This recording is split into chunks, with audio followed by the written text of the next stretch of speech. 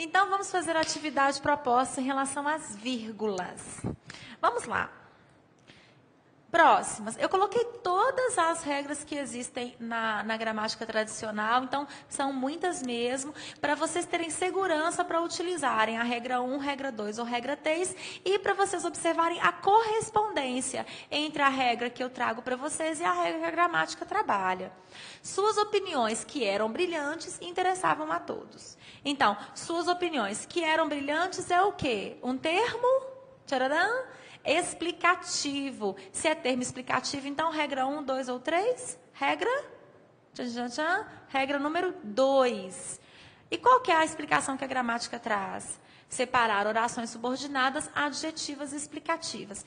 Vejam, eu passo a regra para vocês indistintamente. Eu não vou distinguir se é período simples ou se é período composto, porque as mesmas regras que se aplicam ao período simples se aplicam ao período composto também. Então, da mesma forma que a vírgula é utilizada para indicar termos explicativos, palavras explicativas, eu posso utilizá-la também para indicar orações explicativas. A segunda frase é a mesma coisa. Embora estivesse no interior, conhecia toda a cidade. Então, quando eu digo embora estivesse no interior, eu tenho uma oração adverbial, né, que indica uma concessão. Então, ela deveria vir no final, depois da oração principal. Eu inverti a oração principal com a oração adverbial, eu vou precisar marcar por vírgula. Embora estivesse no interior, vírgula para marcar a inversão. Então, regra número 1, regra que marca a inversão dos termos sintáticos ou deslocamento dos termos sintáticos. Indicar inversão de orações subordinadas adverbiais. Ora, se eu já tenho uma regra que indica a inversão dos advérbios, é a mesma que vai indicar a inversão das orações adverbiais, tá bom? Agora, uma pergunta muito importante. Quando eu digo, eu sonhei que tinha passado no concurso, se eu escrever que tinha passado no concurso, eu sonhei, eu vou poder separar por vírgula? Não vou. Por quê? Eu sonhei que tinha passado no concurso. Entre o eu sonhei e o que tinha passado, a gente tem uma relação de oração principal e de oração objetiva direta. As orações substantivas, objetiva direta, objetiva indireta, predicativa, completiva nominal, etc., elas não podem ser separadas por vírgula, porque elas sempre mantêm um vínculo sintático e hierárquico, mesmo se você invertê-las. Agora, sonhei ontem que tinha passado no concurso, então o ontem eu vou ter que marcar com vírgula, porque sonhei que tinha passado no concurso ontem. Eu tirei o ontem lá do final da frase e trouxe para o meio dela. Eu tirei a palavra ou adjunta adverbial do lugar a que ele pertence, que é o final da frase, e eu coloquei no meio da oração, tá bom? Então, tomem cuidado, porque as orações subordinadas substantivas não são separadas por vírgula. As orações subordinadas adverbiais serão separadas por vírgula se estiverem deslocadas. Se elas estiverem na forma corrente, né, na forma direta, a vírgula ela é facultativa. Da mesma forma que a vírgula pode ser facultativa se você tiver um advérbio no lugar correto dele, tá bom? Às vezes você quer dar ênfase, né? Eu chorei muito ontem à noite, né? Então, quando você quer dar uma ênfase àquele advérbio, você acaba o deslocando ou então colocando esse advérbio entre vírgulas. A próxima. As ofensas, disse ela, foram graves. Então, as ofensas foram graves. Disse ela é uma explicação, é uma interferência. Voltando aos outros pontos, disse ela é um daqueles termos que poderia vir entre travessões, mas não poderia vir entre parênteses, porque disse ela se refere à palavra ofensas diretamente. Ok? Então, disse ela é um termo explicativo, ele se enquadraria em qual regra? Regra número 2. Qual que é a explicação? Indicar termos intercalados na oração, né? Então, o que significa termos intercalados? São esses termos que você abre a oração e intercala, né? Você enfia eles dentro, você vai enfiá-los dentro da oração, tá bom? Bom, Então, eu quis mostrar para vocês como que, se vocês tiverem muito claro, veja, isso é muito importante, se vocês tiverem claramente na cabeça de vocês que as vírgulas servem para indicar inversões, indicar termos intercalados, termos explicativos. Se vocês conseguirem ler a frase inteira sem aquele elemento que está entre vírgulas, por exemplo, né?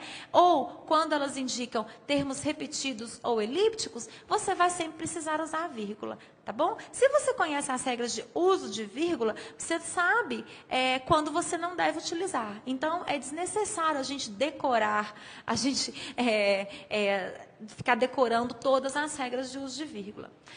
Então, agora, eu trouxe para vocês uma frase, que é uma frase que a gente recebe pela internet, que aparece demais, mas que é uma frase que vai mostrar como que a pontuação correta, ela deixa a frase clara, e como que ela não tem absolutamente nada a ver com a respiração. Às vezes, quando a gente usa a respiração para resolver uma frase como essa, por exemplo, a gente não consegue, a gente fica perdido, a gente não vai conseguir nenhum lugar em que a pontuação entre claramente.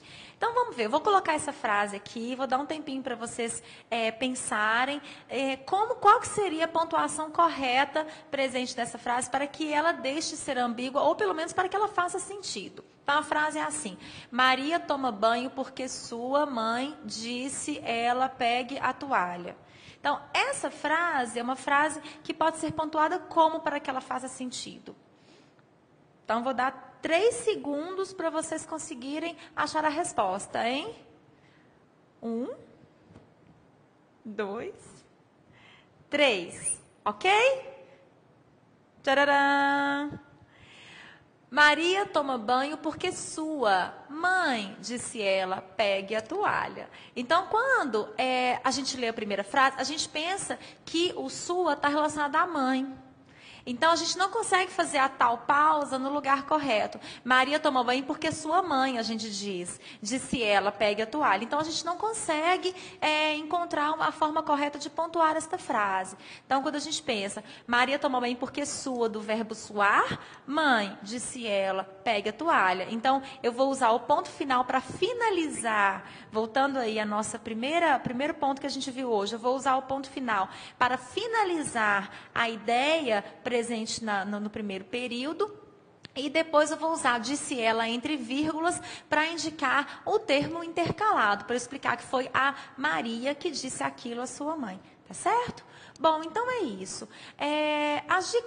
As últimas dicas que eu posso dar para vocês em relação à pontuação nas questões de pontuação, não fiquem presos só às vírgulas, tomem cuidado com os usos dos outros pontos também. É muito comum, como eu disse no início da nossa aula, vocês encontrarem questões sobre reticências, questões sobre o uso dos 2 pontos, do travessão e dos parênteses, e a gente ficar ali preso no uso das vírgulas e acabar perdendo um tempo enorme na hora da prova fazendo esse tipo de questão.